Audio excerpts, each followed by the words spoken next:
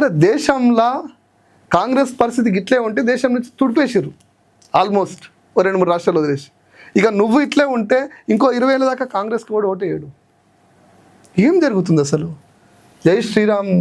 ఒక్కసారి ఆలోచన చేయండి స్వామి, ఒక్కసారి ఆలోచన చేయండి. ఇది ఇంత దుర్మార్గం అంటే ఇక మనం మరో స్వతంత్ర ఉద్యమానికి అన్నట్టుగా కొట్టాడాల్సిన పరిస్థితి వస్తుంది.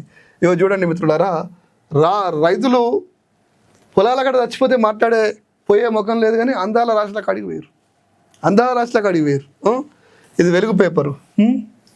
ఈ వెలుగు పేపరు కాంగ్రెస్ వాళ్ళకు బీజేపీ వాళ్ళకు ఢిల్లీకి గుజరాత్కు వత్తాసు పలికే పేపరు.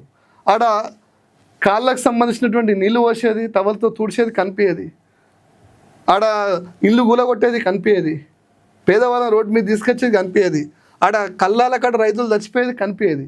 కానీ అందాల ఫోటోలు మాత్రం అందంగా చూపించడంలో, గుజరాత్లోను ఢిల్లీ వాళ్ళను ఒప్పించడంలో మెప్పించడంలో ఈ పేపర్ పనిచేస్తుంది. ఎందుకంటే ఈ పేపరు పెద్ద మనిషికి వాళ్ళ ఇంట్లో ఆల్రెడీ 3 పదవులు వచ్చినాయి.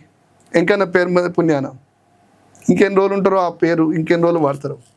పైగా వెంకటస్వామికి ఇప్పుడు వివేక్ వెంకటస్వామికి వాళ్ళ అన్నకో లేకపోతే వాళ్ళ కొడుక్కో ఏదైనా కావాలని చెప్పేసి మంత్రి పదవి కోసం తనలాడుతారు. ఇక ఈ పేపర్కు తెలంగాణ సమాజంతో సంబంధం లేదు.